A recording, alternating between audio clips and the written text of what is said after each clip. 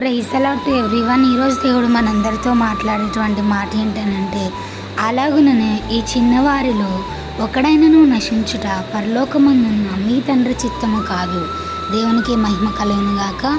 దేవుడు ఈరోజు యొక్క వాక్యము ద్వారా మనతో మాట్లాడుతూ ఉన్నారండి. చూడండి ఎంత గొప్ప మాట అనంటే, దేవుని చిత్తం కానిది ఏందనంటే చిన్నవారిలో ఒక్కళ్ళైనను నశించడం దేవుని చిత్తం కాదంట.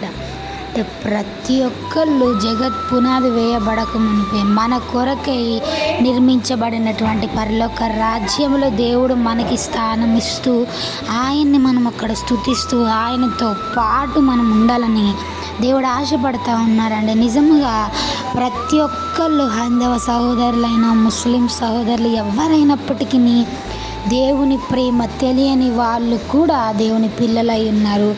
వాళ్ళు కూడా నశించుట దేవుని చిత్తం కాదయిందంట. అయితే మనం చేయాల్సినటువంటి పని ఏందనంటే, మన యొక్క క్రియ దేవుని యొక్క ప్రేమకు పత్రికగా ఎదుటివారికి మాదిరికరంగా మన ప్రవర్తన అనేది ఉండాలండి. దాన్ని బట్టి వాళ్ళు కూడా దేవుని ప్రేమ తెలుసుకోవడానికి అదొక అవకాశం అయి ఉంటుంది. నిజంగా దేవుని చిత్తం అది కాదు. అయితే దేవుడి పని మనము కూడా షేర్ చేసుకుంటూ మన ప్రవర్తనని ఎదుటివారికి మాదిరికరంగా దేవుని యొక్క ప్రేమకు పత్రికగా మనం ఉండినట్లు అటు రీతిగా జీవిద్దాం. ఇట్టి వాక్యము దేవుడు దీవించునుగాక. ఆమేన్.